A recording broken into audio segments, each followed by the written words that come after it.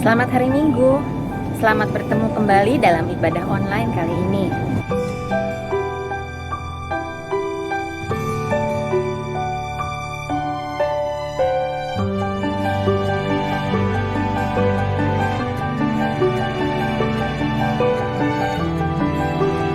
Senang sekali saya dapat mengunjungi Bapak, Ibu, saudara-saudari sekalian dimanapun kita berada saat ini.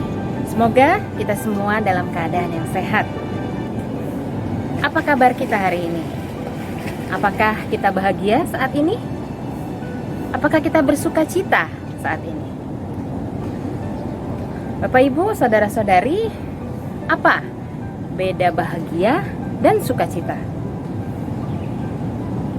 Bahagia adalah perasaan senang dan tentram menurut Kamus Besar Bahasa Indonesia. Bahagia itu adalah sebuah perasaan yang bisa berubah tergantung keadaan di sekeliling kita.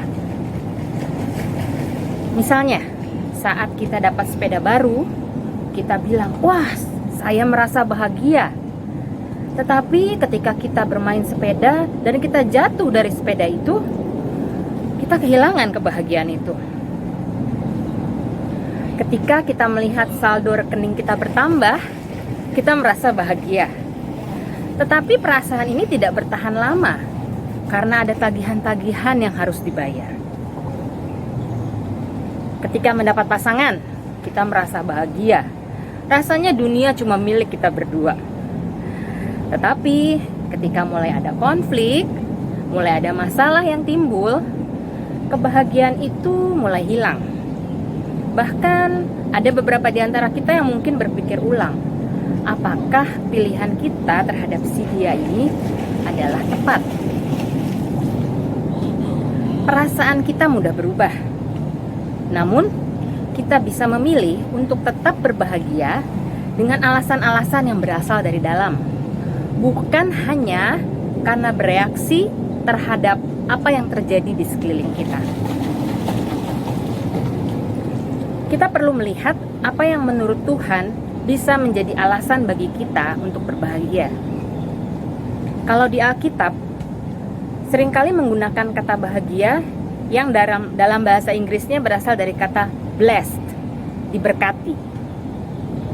Matius 5 ayat 3 dan seterusnya menuliskan, "Berbahagialah orang yang miskin di hadapan Allah, karena merekalah yang mempunyai kerajaan sorga. Berbahagialah orang yang berduka cita, karena mereka akan dihibur. Berbahagialah orang yang lapar dan haus akan kebenaran, karena mereka akan dipuaskan. Berbahagialah orang yang dianiaya oleh sebab kebenaran, karena merekalah yang mempunyai kerajaan sorga."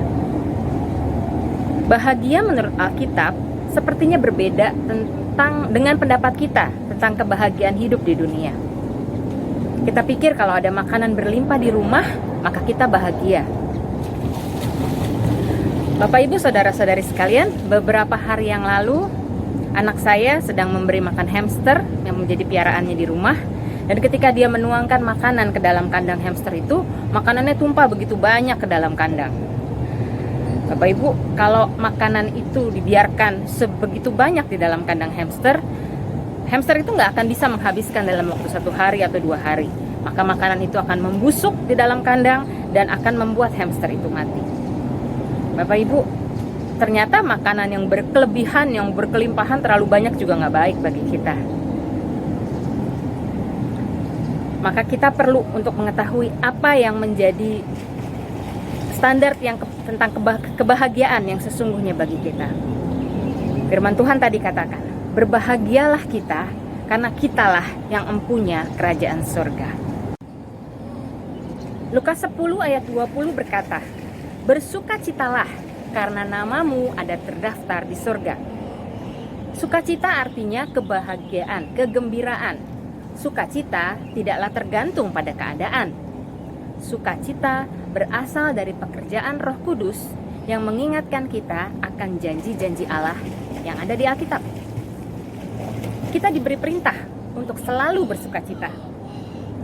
Filipi 4 ayat 4 berkata, "Bersukacitalah senantiasa di dalam Tuhan. Sekali lagi kukatakan, bersukacitalah." Sukacita yang Tuhan mau kita rasakan bukan karena kelihatannya semua baik-baik saja. Karena Dia tahu bahwa dalam hidup ini kita mengalami banyak masalah dan tantangan. Filipi 4 ayat 6 dan 7 berkata, "Janganlah hendaknya kamu khawatir tentang apapun juga, tetapi nyatakanlah dalam segala hal keinginanmu kepada Allah dalam doa dan permohonan dengan ucapan syukur. Damai sejahtera Allah yang melampaui segala akal akan memelihara hati dan pikiranmu dalam Kristus Yesus." Tuhan bilang jangan khawatir, tetapi datang kepada Dia dalam doa dan permohonan dengan ucapan syukur. Bukannya kita terus-menerus berkeluh kesah, menggerutu, marah-marah akan masalah kita, tetapi justru Tuhan mengajar kita untuk mengucap syukur. Bagaimana kita bisa mengucap syukur ketika kita melihat begitu banyak masalah di depan kita? Kita bisa mengucap syukur jika kita mengingat kebaikan-kebaikan Tuhan. Mazmur 34 ayat 9 berkata, "Kecaplah dan lihatlah betapa baiknya Tuhan itu. Berbahagialah orang yang berlindung padanya." Bapak, Ibu, saudara-saudari sekalian, ketika masalah-masalah yang ada di depan kita menunggu untuk diselesaikan, mari kita kembali juga mengingat kebaikan-kebaikan Tuhan supaya kita tetap bisa mengucap syukur. Kita bersyukur atas keselamatan yang Tuhan beri, atas nafas yang masih Tuhan beri, atas kesehatan kita, keluarga kita, bahkan rumah atap yang melindungi kita dari panas dan hujan. Jangan menangisi masalah kita, tetapi mari kita bersyukur untuk apa yang sudah Tuhan beri. Mazmur 103 ayat 1 dan 2 berkata, "Pujilah Tuhan, hai jiwaku. Pujilah namanya yang kudus, hai segenap batinku. Pujilah Tuhan, hai jiwaku, dan janganlah lupakan segala kebaikannya." Kita manusia mudah lupa, maka kita harus ingatkan diri kita berulang-ulang seperti pemazmur mengingatkan dirinya. Pujilah Tuhan, hai jiwaku, jangan lupakan segala kebaikannya. Bapak, Ibu, saudara-saudari sekalian, ini ada sebotol air. Saya akan minum air ini.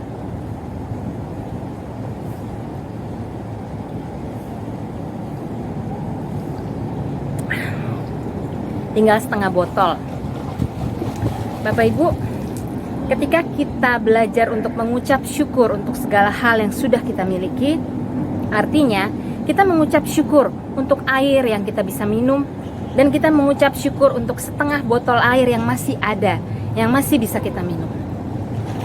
Tapi kita juga bisa sebenarnya untuk berpikir bahwa, ya, air saya tinggal setengah botol, apa iya cukup ya untuk sisa hari saya? Bisa-bisa saya akan kehausan nanti siang. Bapak, Ibu, saudara-saudari sekalian, kita bisa memilih untuk mengucap syukur untuk apa yang sudah kita nikmati, untuk apa yang masih kita percaya Tuhan akan sediakan buat kita, atau kita bisa menangisi air yang sudah berkurang setengah botol ini. Itu adalah pilihan kita. Apakah kita mau mengucap syukur atau kita mau bersungut-sungut. Ada satu tulisan yang sangat memberkati saya ini tentang serenity prayer. Tuhan, beri saya ketenangan untuk menerima hal-hal yang tidak dapat saya ubah, keberanian untuk mengubah hal-hal yang bisa saya ubah, dan kebijaksanaan untuk mengetahui perbedaan di antara keduanya. Menikmati satu hari demi satu hari, menikmati satu saat demi satu saat, menerima bahwa kerja keras itu adalah jalan yang harus saya lalui. Percaya bahwa Engkau Tuhan akan membuat segala sesuatunya baik jika saya berserah kepada Engkau, sehingga saya bisa berbahagia di dalam kehidupan ini dan akan menerima kebahagiaan yang kekal bersama dengan Engkau di hari yang akan datang. Amin. Melalui ucapan syukur, Tuhan bekerja memberikan kita damai sejahtera. Bapak, Ibu, saudara-saudari sekalian, Perhatikan bahwa Tuhan tidak menjanjikan hutang-hutang kita akan lunas ketika kita selesai berdoa. Penyakit kita tidak langsung sembuh sesudah kita bilang amin. Mungkin hubungan kita juga belum pulih sesaat sesudah doa puasa kita selesai. Tetapi Tuhan menjanjikan damai sejahtera yang melampaui segala akal. Damai sejahtera. Damai itu rasa tenang, rasa aman. Sejahtera itu artinya selamat, makmur, aman. Damai sejahtera Allah tidak bisa kita dapatkan melalui uang yang banyak, kepintaran kita, kecakapan kita, mungkin CCTV yang kita pasang di rumah, alarm yang kita miliki, dan lain sebagainya. Dunia banyak mengajar dan menuliskan tips-tips untuk mencapai kebahagiaan. Namun damai sejahtera yang sejati hanya ada dalam Tuhan. Yohanes 16 ayat 33 berbunyi, "Semuanya itu kukatakan kepadamu, supaya kamu beroleh damai sejahtera dalam aku. Dalam dunia kamu menderita penganiayaan, tetapi kuatkanlah hatimu, bahwa aku telah mengalahkan dunia." Damai sejahtera berbicara tentang keyakinan akan keselamatan, bahwa nama kita sudah terdaftar di surga. Ada ketenangan, keyakinan akan masa depan yang saat ini belum kelihatan bagi kita. 2 Korintus 5 ayat 7 berkata, "Sebab hidup kami ini adalah hidup karena percaya, bukan karena melihat." Yohanes 20 ayat 29, Yesus berkata kepada Thomas, "Berbahagialah orang yang tidak melihat namun percaya." Percaya apa? Percaya bahwa Yesus sudah bangkit untuk menyelamatkan kita. Bapak, Ibu, saudara-saudari sekalian, Tuhan menyuruh kita untuk berbahagia padahal hidup kita sedang ada dalam masalah. Apakah Tuhan menyuruh kita untuk pura-pura? Tampil dari luar kelihatan happy, kelihatan senang, padahal hati kita kacau? Atau kita disuruh melarikan diri dari masalah-masalah kita? Firman Tuhan berkata dalam 2 Korintus 5 ayat 4-6, "Sebab selama masih diam dalam kemah ini, kita mengeluh oleh beratnya tekanan. Tetapi Allah lah yang justru mempersiapkan kita untuk hal itu dan yang mengaruniakan roh kepada kita sebagai jaminan segala sesuatu yang telah disediakan bagi kita. Maka oleh karena itu, hati kami senantiasa tabah." Bapak, Ibu, saudara-saudari, Tuhan tahu beratnya tekanan hidup kita. Maka firman menyatakan bahwa Dia memberikan Roh Kudus kepada kita sebagai jaminan supaya kita percaya, tetap percaya. Tabah artinya tetap dan kuat hati, berani. Seperti apa orang yang tabah? Saya ingat kisah tentang Yusuf, si anak kesayangan Bapak Yakub yang dijual oleh kakak-kakaknya. Dia dijadikan budak, bahkan masuk penjara karena difitnah. Dia jauh dari perlindungan sang ayah, tidak mendapat cukup makan karena dia seorang budak. Harus bekerja keras tanpa diupah, malah berakhir di penjara. Saya pikir kesulitan hidup kita tidak pernah sesusah si Yusuf ini. Namun bagaimana sikap si Yusuf? Di Kejadian 39 ayat 2 dituliskan bahwa karena Tuhan menyertai Yusuf, maka ia menjadi seorang yang selalu berhasil dalam pekerjaannya. Kejadian 39 ayat 21, "Tetapi Tuhan menyertai Yusuf, maka ia menjadi kesayangan bagi kepala penjara itu." Bapak, Ibu, saudara-saudari sekalian, Tuhan menyertai Yusuf. Memang itu kata kunci yang utama. Namun kita mau lihat juga bagaimana sikap Yusuf dalam semua kesulitan yang dia alami. Yusuf bisa menjadi kesayangan kepala penjara. Yusuf bisa menjadi orang kepercayaannya Potifar saat itu. Karena dia pastinya gak marah-marah hidupnya. Dia gak bermalas-malasan, bikin masalah dengan orang lain. Tetapi dia selalu berusaha memberikan yang terbaik. Yusuf bisa menerima keadaannya, tetap menjalankan hari-harinya dengan sukacita. Dia percaya pada pertolongan Tuhan. Dia tabah.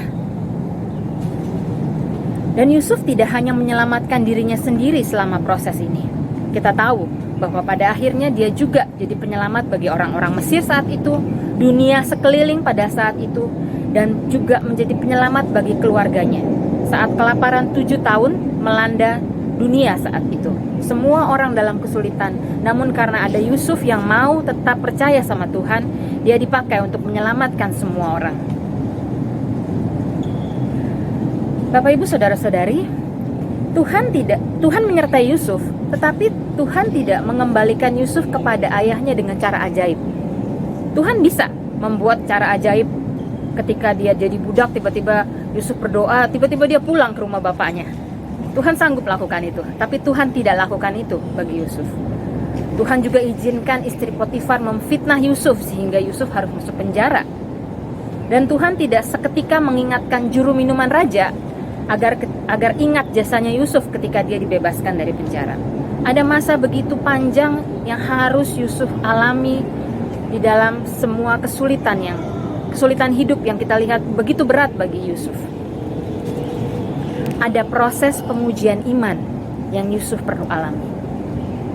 1 Petrus 1 ayat 7 berkata, maksud semuanya itu ialah untuk membuktikan kemurnian imanmu, sehingga kamu memperoleh puji-pujian dan kemuliaan dan kehormatan pada hari Yesus Kristus menyatakan dirinya.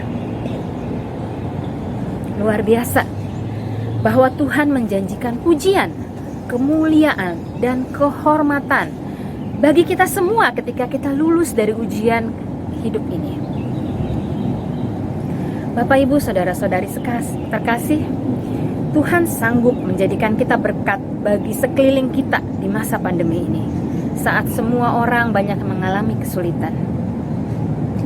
Bukan karena kita banyak uang untuk dibagi-bagi, bukan karena kita punya kekuasaan untuk bisa menolong banyak orang, namun karena Tuhan bisa bekerja melalui hidup kita yang bersedia dipakai Tuhan untuk menjadi saluran berkat. Yesus mengundang kita untuk datang kepadanya. Matius 11 ayat 28 dan 29 berbunyi, marilah kepadaku semua yang letih lesu dan berbeban berat, aku akan memberi kelegaan kepadamu. Pikulah kuk yang kupasang dan belajarlah kepadaku. Tuhan mau memberi kelegaan dan jalan keluar bagi masalah kita. Dia membuka tangannya untuk semua kita datang kepada Dia. Apakah ada masalah yang begitu besar sehingga Tuhan tidak sanggup tolong? Tidak ada. Apakah kesalahan saya begitu besar sehingga Tuhan itu meninggalkan saya? Tidak, Bapak Ibu. Bahkan Dia sudah mati buat kita ketika kita masih berdosa.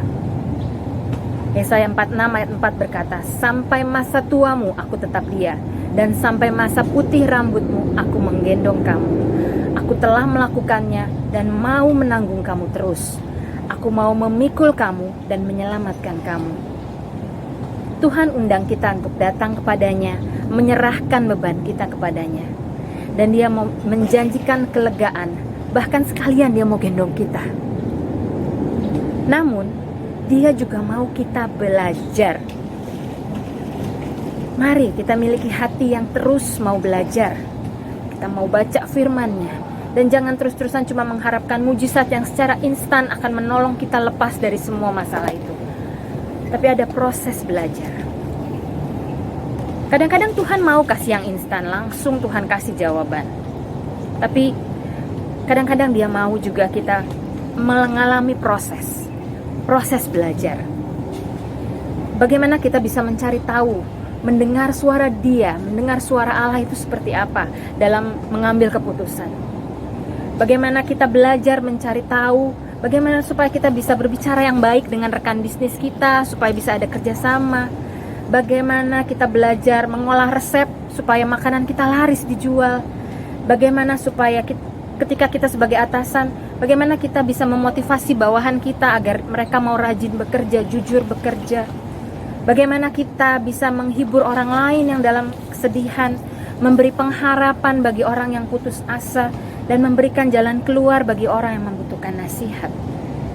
di dalam segala hal dalam kehidupan kita, Tuhan mau kita terus belajar. Mari Bapak Ibu saudara-saudari sekalian, saat ini kita mau belajar untuk mengingat kebaikan-kebaikan Tuhan supaya kita bisa terus bersukacita. Filipi 4 ayat 9 berkata, "Dan apa yang telah kamu pelajari, dan apa yang telah kamu terima, dan apa yang telah kamu dengar, dan apa yang telah kamu lihat padaku, lakukanlah itu. Maka Allah sumber damai sejahtera akan menyertai kamu." Selamat berbahagia, Tuhan Yesus memberkati.